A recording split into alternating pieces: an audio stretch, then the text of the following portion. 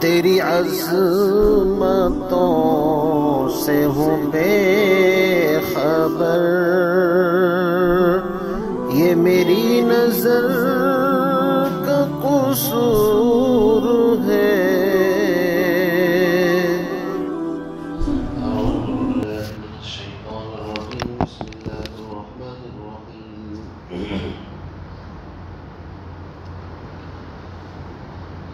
يا أيها الناس اعبدوا ربكم الذي خلقكم والذين من قبلكم لعلكم تتقون الذي جعل لكم الأرض فراشا والسماء بناء وأنزل من السماء ماء فأخرج به من الثمرات رزقا لكم فلا تجعلوا لله أندادا وأنتم تعلمون صدق اللہ العظیم۔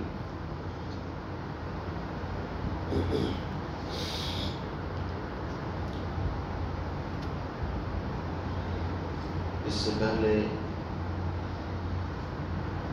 تقریباً 20 آیات کی تفسیر آپ حضرات کے سامنے بیان کی جا چکی ہے سورۃ البقرہ، اور یہ سورۃ البقرہ کی 20ویں آیت ہے۔ اللہ رب العزت نے شروع میں 3 جماعتوں کا تذکرہ فرمایا۔ ایک وہ جن کو متقین کہا جاتا ہے، جن کی چند صفات بھی اللہ نے بیان فرمائی کہ متقی لوگ وہ ہیں جن کے اندر 6 صفات ہوں۔ الذین یؤمنون بالغیب، یعنی غیب کی چیزوں پر، بن دیکھی چیزوں پر ایمان رکھتے ہوں۔ ویقیمون الصلاۃ، نماز قائم کرتے ہوں۔ وَمِمَّا رَزَقْنَاهُمْ يُنْفِقُونَ، جو رزق اللہ نے دیا ہے اس میں سے خرچ کرتے ہیں۔ اور اسی طرح اس آسمانی کتاب پر ایمان ہو جو کتاب جناب محمد الرسول اللہ صلی اللہ علیہ وسلم پر نازل ہوئی، یا وہ دین اور شریعت چاہے وہ قرآن اور احادیث کسی بھی شکل کے اندر ہو، اس پر ایمان رکھے۔ اور حضور علیہ السلام سے پہلے جتنی آسمانی کتابیں آئی ہیں ان پر ایمان رکھے۔ وَبِالْآخِرَةِ هُمْ يُوقِنُونَ، اور چھٹی چیز آخرت کو یقینی جانے۔ تو اللہ نے فرمایا کہ جن کی زندگی کے اندر یہ 6 خوبیاں ہوں گی، أُولَٰئِكَ عَلَىٰ هُدًى مِّن رَّبِّهِمْ وَأُولَٰئِكَ هُمُ الْمُفْلِحُونَ، یہ لوگ پورے کامیاب ہیں۔ اس کے بعد اللہ رب العزت نے ان کفار کا تذکرہ فرمایا کہ جن کے مقدر میں ہدایت تھی ہی نہیں، ازلی اور ابدی اعتبار سے۔ ان الذین کفروا سواء علیہم اانذرتہم ام لم تنذرہم لا یؤمنون، اس میں ان کا ذکر فرمایا۔ اور بلکہ اللہ نے آگے فرمایا ختم اللہ علی قلوبہم وعلی سمعہم، کہ اللہ نے مہر لگا دی ان کے دلوں پر، ان کے کانوں پر، اور ان کی آنکھوں پر پردہ ہے۔ وَلَهُمْ عَذَابٌ عَظِيمٌ۔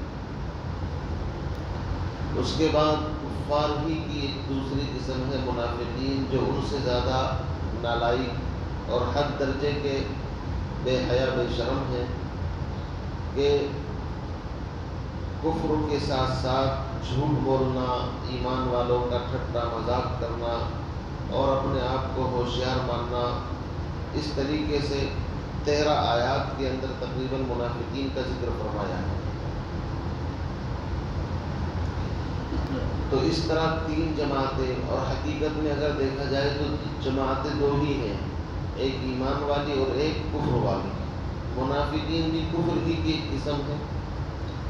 ان تینوں جماعتوں کا تذکرہ کرنے کے بعد اب اللہ رب العزت وحدانیت اور اپنے ایک ہونے کے اور اپنے ایک وجود کے اوپر دلائل پیش کر رہے ہیں۔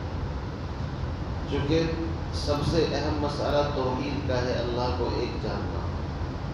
اگر انسان عقیدے میں یا عمل میں شرک کر لے تو پھر چاہے وہ پہاڑوں کے برابر بھی اعمال کرے، ان اعمال کے اوپر کوئی اجر ثواب نہیں ملے گا۔ تو یہاں پر فرمایا یا ایھا الناس، قرآن میں عام طور سے کہیں یا ایھا الذین آمنوا آتا ہے، کہیں یا ایھا الناس آتا ہے۔ جب یا ایھا الذین آمنوا قرآن کہتا ہے تقریباً 88 مقام پر آیا ہے یا ایھا الذین آمنوا، تو وہاں پر خالص ایمان والوں سے کوئی حکم بیان کرنا مقصود ہوتا ہے، لیکن جہاں یا ایھا الناس کہتا ہے تو وہاں مشرق مغرب شمال جنوب سے لے کر ساری دنیا کے انسانوں کو قرآن اپنا مخاطب بناتا ہے۔ اب توحید صرف ایمان والوں کی ضرورت تو ہے نہیں، توحید تو مخلوق کی، ہر مخلوق کی ضرورت ہے۔ اللہ رب العزت کا بندوں پر یہ حق ہے کہ بندے اللہ کے ساتھ کسی کو شریک نہ ٹھہرائیں، یہ حق ہے اللہ کا۔ توحید اللہ کا حق ہے، یہ سمجھ لیجیے۔ اگر توحید میں کسی کو اللہ کا شریک اور پارٹنرشپ قرار دے تو اللہ کو یہ برداشت نہیں ہے۔ اس زمین پر ہم سے پہلے بڑی بڑی قومیں آئی ہیں جن کو بنی اسرائیل کہا جاتا ہے۔ اللہ رب العزت نے ہزاروں کروڑوں انعامات ان کے اوپر کیے۔ ابھی قرآن میں آئے گا یا بنی اسرائیل اذکروا نعمتی التی انعمت علیکم، کہ میرے ان احسانات کو یاد کرو جو میں نے تم پر کیے ہیں۔ کبھی من و سلوہ کھلایا جا رہا ہے، کبھی ان لوگوں کے اوپر بنی اسرائیل کو فرعون سے نجات دے کر کے اللہ ان کے اوپر انعام فرما رہے ہیں، کبھی کچھ ہزاروں انعامات اللہ نے کیے۔ اور یہ اتنی لاڈلی امت تھی کہ تقریباً 4000 پیغمبر ایک کے بعد ایک اس امت کے اندر پیدا ہوئے، لیکن جب ان لوگوں نے شرک اور اللہ کے ساتھ پارٹنرشپ، حضرت عزیر کو اللہ کا بیٹا، اسی طرح عیسائیوں نے حضرت عیسیٰ کو اللہ کا بیٹا بنانا شروع کر دیا، تو پھر اللہ رب العزت کا کسی سے کوئی اتنا گہرا رشتہ نہیں کہ تم کفر کرو اور پھر بھی تمہیں گلے سے لگا کر کے رکھے۔ اللہ نے صاف اعلان کر دیا لعن الذین کفروا، کہ اللہ رب العزت نے ان کفار پر علی بنی اسرائیل کی دونوں جماعتوں پر اللہ نے لعنت اور پھٹکار نازل کر دی، عیسیٰ ابن مریم اور داؤد علیہ السلام کے زمانے۔ اس محترم اور مقدس جماعت کو اللہ نے ضربت علیہم الذلۃ والمسکنہ کہہ کر کے پکارا کہ قیامت تک کے لیے ذلت تمہارا مقدر بن گئی۔ یہ سب کس لیے ہوا؟ جب انہوں نے عقیدے میں عمل میں شرک شروع کر دیا۔ تو یاد رکھیے یہ امت خیر امت ہے، بہترین امت ہے۔ سارے نبیوں کے جس طرح سارے نبیوں میں حضور سب سے افضل، ایسے ہی ساری امتوں میں یہ امت سب سے افضل، سارے فضائل اپنی جگہ۔ لیکن اگر یہ امت بھی شرک کرے گی تو اللہ رب العزت اس کا بھی وہی حشر فرمائیں گے جو بنی اسرائیل کا۔ سیدھی بات ہے۔ اس لیے فرمایا یا ایھا الناس، اے دنیا میں رہنے والے انسانوں، اعبدوا ربکم، اپنے اس پروردگار کی عبادت اور بندگی کرو، الذی خلقکم، جس نے تم کو پیدا کیا، والذین من قبلکم، اور صرف تمہیں ہی نہیں بلکہ تم سے پہلے جو آئے ہیں ان کو بھی پیدا کیا۔ اب یہاں پر من بعدکم نہیں ہے، اس میں اشارہ اس طرف ہے کہ اس امت کے بعد کوئی امت آنے والی نہیں ہے، ورنہ من بعدکم بھی ہوتا بھائی، جس طرح تم کو، تم سے پہلوں کو اور تم سے بعد والوں کو، لیکن بعد کا ذکر ہے ہی نہیں۔ تو پتہ یہ چلا کہ یہ امت آخری امت ہے اور آخری نبی محمد رسول اللہ تشریف لا چکے ہیں۔ ان کا دین، ان کی شریعت عالمی شریعت ہے، سارے جہانوں کے لیے، سارے انسانوں کے لیے۔ اب کسی نئے نبی اور نئی شریعت کی ضرورت نہیں ہے، اور جو یہ کہے میں نیا نبی یا نئی شریعت لے کر کے آیا ہوں تو بدبخت مردود ہے اور دائرہ ایمان سے خارج ہے، اس کو نبی ماننا کفر کے دائرے میں داخل ہوگا۔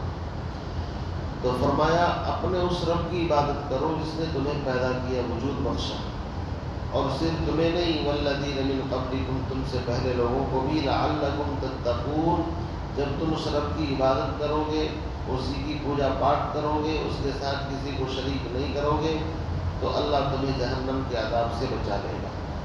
لعلکم تتقون۔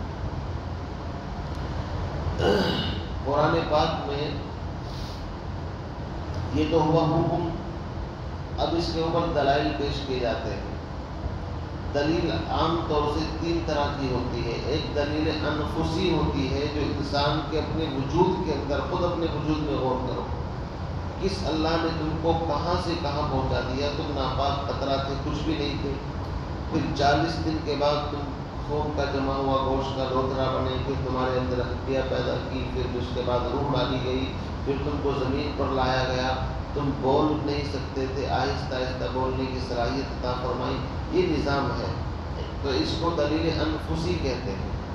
اور ایک ہوتی ہے دلیل آفاقی۔ آفاق کہتے ہیں اس کائنات میں پھیلے ہوئے نقشے، آسمان کو دیکھو، زمین کو دیکھو، چاند کو دیکھو، سورج کو دیکھو، ستاروں کو دیکھو، درختوں کو دیکھو، پہاڑوں کو دیکھو، ان جھرنوں کو دیکھو، ندی نالوں کو، یہ ساری کی ساری چیزیں بھی اللہ کے وجود کے اوپر دلیل ہے۔ کوئی چیز ایسی نہیں ہے کہ جو اللہ کی طرف انسان کو چیخ چیخ کر کے پکار نہ رہی ہو کہ ہمارا پالنہار، ہمارا پیدا کرنے والا کوئی ہے۔ یہ دلیل آفاقی کہلاتی ہے۔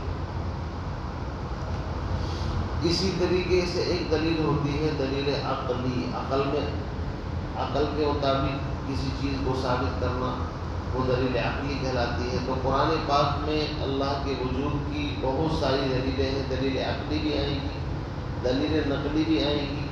نقل کہتے ہیں جو قرآن و سنت سے ثابت ہو، اور دلیل انفسی اور دلیل آفاقی۔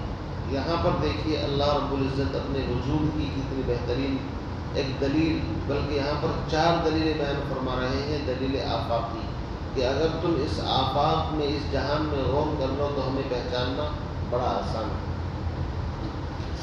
فرمایا الذی جعل لکم الارض فراشا۔ سوال ہے نا کہ تم اپنے رب کی عبادت کرو۔ سوال یہ ہے ہمارا رب کون ہے، کس کی عبادت کریں، کیا خوبیاں ہیں اس کے اندر، ہے جی خوبیاں تو بتاؤ۔ فرماتے ہیں سب سے پہلی خوبی تو یہ ہے الذی جعل لکم الارض فراشا، ہم تمہیں اس کی پوجا اور عبادت کرنے کا حکم دے رہے ہیں جس نے اس زمین کو تمہارے لیے بہترین فرش بنا دیا۔ زمین ایسی ہے جیسے ماں کی گود، انسان تھکا ہوا ہو، سفر سے آئے کہیں بھی زمین پر لیٹ جائے، ایسے سکون ملتا ہے جیسے اپنی ماں کی آغوش کے اندر آ کر کے لیٹ گیا۔ زمین کو اللہ نے اتنا سخت بنایا کہ آپ اس میں ہل چلانا چاہے تو چلا نہ سکے، اور نہ اتنا نرم بنا دیا کہ آپ اس کے اوپر کوئی چیز رکھیں اور وہ نیچے دھس جائے، ایسی بھی نہیں ہے۔ اس کے اوپر بڑی بڑی بلڈنگیں کھڑی ہوئی ہیں، اس کے سینے کے اوپر بڑے بڑے پہاڑ کھڑے ہوئے ہیں، لیکن زمین ہر اعتبار سے انسانوں کی فائدے کے لیے نہ اس کو سخت بنایا نہ نرم، بلکہ بیچ بیچ میں بنایا۔ جب ضرورت ہو کھیتی کرنے کی تو زمین پر ہل چلاؤ، زمین بالکل ریزہ ریزہ ہو جاتی ہے۔ جب زمین پر مکان بنانا ہو تو آرام سے مٹی جم جاتی ہے۔ کیوں جی؟ کہ اللہ نے کیسا بہترین نظام بنایا۔ تو فرمایا الذی جعل لکم الارض فراشا، تمہارا رب وہ ہے، ہم اس کی عبادت کا حکم دے رہے ہیں جس نے زمین کو تمہارے لیے فرش بنایا۔ والسماء بناء، اور آسمان کو تمہارے اوپر چھت بنا دیا۔ غریب ہو، امیر ہو، سفر میں ہو، حضر میں ہو، کوئی کہہ نہیں سکتا کہ بھائی میرے اوپر چھت نہیں ہے۔ ہر ایک کو انٹرنیشنل چھت اللہ نے عطا فرما دی۔ پھر جب شام ہوتی ہے، انسان سفر میں ہو، تھکن سے چور ہو، اگر بالکل آسمان پر ستارے اور چاند اور سورج نہ ہوتا تو بڑی وحشت ہوتی اندھیرے کے اندر۔ جیسے ہی شام ہوتی ہے آہستہ آہستہ چھوٹے چھوٹے بلب جلنے شروع ہو جاتے ہیں، انسان کی وحشت ختم ہو جاتی ہے۔ تو فرمایا وَأَنزَلَ مِنَ السَّمَاءِ مَاءً، اور تمہارا رب وہ ہے ہم جس کی عبادت کا تمہیں حکم دے رہے ہیں کہ جس نے آسمان سے پانی برسایا۔ وَأَنزَلْنَا مِنَ الْمُعْصِرَاتِ مَاءً ثَجَّاجًا، قرآن میں جگہ جگہ پر آیا ہے تمہارے لیے اللہ نے آسمان سے پانیوں کا انتظام کیا۔ اگر آسمان سے پانی نہ برستا تو زمین قحط سالی کی وجہ سے خشک ہو جاتی اور ہریالی نہ اگ آتی، یہاں تک کہ قحط پڑ جاتا۔ تو اللہ فرماتے ہیں وَأَنزَلَ مِنَ السَّمَاءِ مَاءً، تمہارا رب وہ ہے جو تمہارے لیے آسمان سے پانی برساتا ہے، اور پھر اس پانی سے کیا کرتا ہے فَأَخْرَجَ بِهِ مِنَ الثَّمَرَاتِ، اس پانی کے ذریعے سے تمہارے لیے مختلف طرح کے ثمرات پھل نکالتا ہے، رزقا لکم، جو تمہاری غذا ہے، تمہارے لیے رزق ہے، انسانوں کے لیے بھی جانوروں کے لیے بھی۔ ایک چیز ہے مثلا غلہ ہے، اوپر کا حصہ انسانوں کو کہا تم کھا لو اور نیچے کا جو حصہ ہے وہ جانور کھائیں گے۔ ایک ہی چیز کے اندر ایسی تقسیم کرنا ہے گنے کے اندر سے رس اے انسانوں تم حاصل کر لو، اس کا جو چھلکا ہے وہ جلانے کے کام آئے گا، اور اوپر کا حصہ میری بے زبان مخلوق جو ہے اس کے کام آئے گا۔ اسی طرح زمین پر مختلف بیلیں اور مختلف درخت اور مختلف طریقے سے شجر احد، یہ اس طریقے سے ایک اللہ نے نظام بنایا ہے کہ انسان دیکھتا ہی رہ جاتا ہے کہ کتنی بڑی کاریگری ہے۔ انسان کی صلاحیت یہ ہے کہ زمین کے اندر صرف بیج ڈال دیتا ہے، اس سے زیادہ اسے کچھ پتہ نہیں ہے۔ پھر اس کے اوپر جو ایک غیبی نظام چلتا ہے اللہ کا، وہ سارا کا سارا چیخ چیخ کر کے کہتا ہے کہ جس کا نظام اس کے پیچھے چل رہا ہے، جس نے اس کی کوپل کو زمین سے نکالا، پھر اس کے اوپر شبنم کے قطرے ڈالے، اور پھر اس کے اوپر ہواؤں کا نظام، سورج کا نظام، چاند کا نظام، یہاں تک کہ اس کو تناور درخت بنا دیا، پھر اس کے اوپر پھول آتے ہیں، کسی پر پھل آتا ہے، کوئی ہوا کے کام دیتا ہے، اور کوئی آکسیجن فراہم کرتا ہے، اور کوئی چھاں کا کام دیتا ہے۔ الگ الگ پہلوؤں سے انسان غور و فکر کرے تو یہ کہنے پر مجبور ہو جائے گا کہ اللہ کے علاوہ کوئی اور خالق اور مالک نہیں ہے۔ تو فرمایا فَلَا تَجْعَلُوا لِلَّهِ أَنْدَادًا، بس تم اللہ کا شریک کسی کو مت ٹھہراؤ، جب اس جیسا کوئی ہے ہی نہیں۔ قُلْ اللَّهُ أَحَدٌ اللَّهُ الصَّمَدُ لَمْ يَلِدْ وَلَمْ يُولَدْ وَلَمْ يَكُنْ لَهُ كُفُوًا أَحَدٌ۔ تو کتنا بے وقوف ہے انسان، اتنی اونچی اور اتنی بڑی ہستی کے ساتھ چھوٹی چھوٹی مخلوق کو پارٹنر قرار دے دیتا ہے، ان کے سامنے جھک جاتا ہے، کوئی درختوں کے سامنے، کوئی پیپل کو، اور پتہ نہیں کوئی پتھروں کو، اور تقریباً کتنی چیزوں کو اللہ کا شریک بنا دیا۔ اللہ حفاظت فرمائے۔ ہندوستان کے اندر جو ہندوستان کے تقریباً یہاں کے رہنے والے باشندے ہیں اور جو شرک کرتے ہیں، تقریباً 33 کروڑ دیوی دیوتاؤں کی پوجا کرتے ہیں۔ آپ سوچئے، کوئی دکھ کی بات ہے؟ ایک نہیں، دو نہیں، چار نہیں، اتنے خدا کے ساتھ پارٹنرشپ بنا کے، تو اللہ رب العزت کو غصہ آتا ہے شرک کے اوپر۔ اسی لیے قرآن میں فرمایا ان الشرک لظلم عظیم، شرک سب سے بڑا ظلم ہے، شرک سے بڑا کوئی ظلم نہیں۔ اور اللہ نے صاف فرما دیا ان اللہ لا یغفر ان یشرک بہ ویغفر ما دون ذلک لمن یشاء، اللہ مشرک کو معاف نہیں کرے گا، اس کے علاوہ جس کو چاہے گا معاف کرے گا۔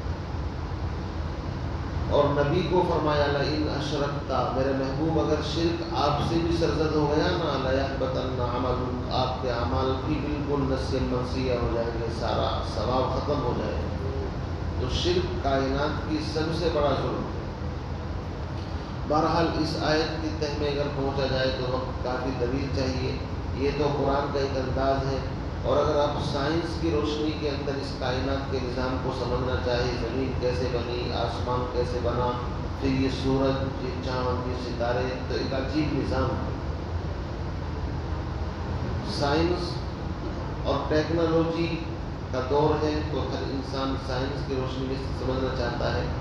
تو تقریباً یہ زمین 200 ارب جو سائنسدانوں کا کہنا ہے سال پہلے وجود کے اندر آئی، اس طریقے سے کہ چند ستارے سورج کے قریب سے گزرے، تو سورج کی کشش میں سے کچھ مطلب اس کا کچھ حصہ ٹوٹ کر کے فضا کے اندر بکھرا، اور ستاروں نے اس کو اکٹھا کیا، یہاں تک کہ اسی سے گول دائرہ زمین کا بن گیا، وجود کے اندر آیا۔ سائنس جو اپنی تحقیق کے اندر آگے بات بڑھاتی ہے۔ پھر یہ جو زمین ہے، اس کی ایک گردش تو سورج کے ساتھ ہے، اور ایک اس کی اپنے وجود کے ساتھ ہے۔ اپنے وجود کے ساتھ جو ایک مطلب زمین گردش کرتی ہے تقریباً 1000 میل فی گھنٹے کی رفتار سے، اسی لیے 24 گھنٹے کے اندر دن اور رات کا نظام بدل جاتا ہے۔ اور سورج کے گرد جو اس کی مطلب رفتار ہے وہ تقریباً 68,000 میل فی گھنٹے کی رفتار سے، تو 360 یا 65 دن کے اندر جا کر کے سال مکمل ہوتا ہے۔ یہ جو تاریخ اور دن نکالیں اسی اعتبار سے نکالیں۔ اب اس کے اندر سے اگر تھوڑا بھی نظام اوپر نیچے ہو جائے تو ساری کائنات کا نظام بدل جائے۔ یہ سورج ہماری زمین سے تقریباً 9 کروڑ 29 لاکھ کی میل کے فاصلے کے اوپر ہے۔ اب اگر تھوڑا سا نیچے آ جائے تو انسانوں کا زمین پر بسنا مشکل ہو جائے۔ اور اگر اس کو تھوڑا سا اور اوپر سیٹ کر دیں تو زمین کے اوپر برف ہی برف بن جائے، دھوپ نام کی کوئی چیز نہ رہے تو وجود انسان کا بیکار ہو جائے۔ اسی طرح زمین کا رخ سورج کی طرف بالکل ڈائریکٹ نہیں ہے، بلکہ 23 ڈگری کا فرق ہے، جس کی وجہ سے موسم عدلتے بدلتے رہتے ہیں۔ اگر بالکل اس کا رخ صحیح دشا میں کر دیا جائے تو زمین پر کوئی مخلوق زندہ نہیں رہ سکتی، آباد نہیں رہ سکتی۔ سائنس کی روشنی میں اگر آپ گھسیں گے تو سائنس بھی آپ کو اسلام کی ترجمانی اور خدمت کرتی نظر آئے گی۔ یعنی اللہ نے ایسا نظام بنا دیا، قرآن کریم میں آئے گا لَلشَّمْسُ يَنبَغِي لَهَا أَن تُدْرِكَ الْقَمَرَ وَلَلَّيْلُ سَابِقُ النَّهَارِ وَكُلٌّ فِي فَلَكٍ يَسْبَحُونَ۔ چاند کی بھی ایک مقدار ہے چلنے کی اور سورج کی بھی ہے، اور ہر ایک اپنے اپنے دائرے کے اندر برابر لمٹ سے چل رہے ہیں۔ ایک سیکنڈ کا فرق ہو جائے نا، آپ دیکھیے ہمارا گھنٹہ ہے، اگر ایک سیکنڈ کا فرق ہو جائے 24 گھنٹے میں تو ایک ہفتے میں 2-4 منٹ آگے پیچھے ہو جائے، کتنا نظام خراب ہو جائے۔ تو اسی طریقے سے اگر چاند اور سورج کی گردش میں فرق آ جائے کہ جناب اس کو ایندھن نہیں ملا، پیٹرول نہیں ملا، ڈیزل نہیں ملا، تو اس لیے اب 1 مہینے تک سورج نہیں نکلے گا یا چاند نہیں نکلے گا، تو سارا نظام ڈسٹرب ہو جائے۔ لیکن کون ہے جو اس کو ایندھن، ڈیزل، پیٹرول فراہم کرتا ہے؟ اگر چھوٹی چھوٹی چیزوں میں آپ غور کرو گے تو اللہ کو پہچاننا بڑا آسان ہے۔ اسی لیے فرمایا فَلَا تَجْعَلُوا لِلَّهِ أَنْدَادًا، اللہ کے ساتھ کسی کو شریک نہ ٹھہراؤ، وَأَنْتُمْ تَعْلَمُونَ، تم تو جانتے ہی ہو کہ شرک کا انجام کتنا برا ہے۔ اس لیے اللہ کے ساتھ کسی کو شریک نہیں ٹھہرانا ہے، ہر چیز سے اللہ رب العزت کی قدرت کو پہچاننا ہے۔ اسی لیے کسی نے کہا ہے کہ کھیتیاں سرسبز ہیں تیری غذا کے واسطے، چاند سورج اور ستارے ہیں ضیاء کے واسطے۔ چاند اور سورج جو ہے یہ روشنی کے واسطے ہیں، اور ساری کائنات جو بھی اللہ نے بنائی ہے وہ انسان تیرے لیے ہے، اور یوں سمجھ بس تو اللہ کے لیے، سیدھا نسخہ ہے۔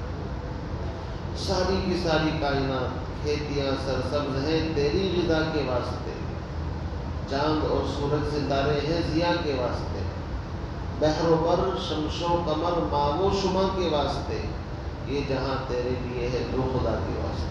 بس چھوٹا سا نسخہ ہے کہ انسان اپنے رب کی بندگی کو سمجھ لے کہ مجھے اپنے رب کی عبادت اور بندگی کرنی ہے، اور اس کے ساتھ کسی کو شریک نہیں ٹھہرانا ہے۔ یہی زندگی کا فلسفہ ہے۔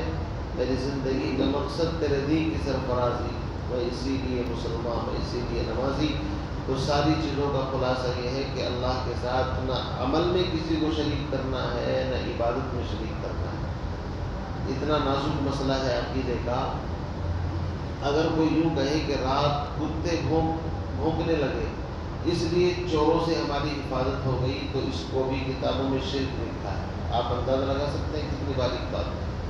ہم جو اسباب کی طرف نسبت کر دیتے ہیں بعض مرتبہ، اللہ کو یہ بھی پسند نہیں ہے۔ اسباب کی مثال ایسی ہے جیسے ایک آدمی گاؤں دیہات سے چل کر کے ریلوے اسٹیشن پر آئے جس نے کبھی ریل نہ دیکھی ہو، اور جب وہ دیکھے کہ ایک آدمی کے ہاتھ میں لال اور ہری جھنڈی ہے، وہ لال جھنڈی دکھاتا ہے تو ٹرین رک جاتی ہے، اور سبز ہری جھنڈی دکھاتا ہے تو ٹرین چل پڑتی ہے۔ وہ گاؤں کا دیہاتی سمجھنے لگے کہ اتنا بڑا یہ پہاڑ جیسا نظام جس میں سینکڑوں ڈبے جڑے ہوئے ہیں، ہزاروں مسافر سوار ہیں، یہ سارا کا سارا کرشمہ ان 2 جھنڈیوں کے اندر ہے۔ وہ اگر یہ سمجھنے لگے تو بے وقوفی نہیں ہے اس کی، یہ تو ایک علامت ہے، اس سے اس کا نظام نہیں چلتا۔ لیکن کوئی تھوڑا سا ہوشیار ہو، وہ سمجھنے لگے کہ جناب اس کا جو چلانے والا ہے وہ اندر ڈرائیور ہے جو اس کو چلاتا ہے۔ لیکن اگر گہرائی کے ساتھ دیکھیں گے تو ڈرائیور کے پاس صرف چلانے کی بٹن، اس کو روکنا یہ کرنا ہے، اصل اس کو چلانے والا انجن ہے، اور انجن کے اندر بھی اصل چیز اسٹیم ہے، چاہے وہ بجلی سے پیدا کی جائے چاہے کوئلے کے ذریعے سے۔ لیکن ایک موحد ان ساری چیزوں کو ریجیکٹ کر کے کہتا ہے کہ اس ساری چیزوں کے پیچھے وہ دماغ ہے جس نے اس کو بنایا ہے، اور اس سے بھی آگے وہ ہے کہ جس نے ایسی صلاحیت انسان کو عطا فرمائی کہ وہ ریل اور ہوائی جہاز جیسی چیزیں ایجاد کر سکے۔ اصل طاقت وہ ہے اللہ کی۔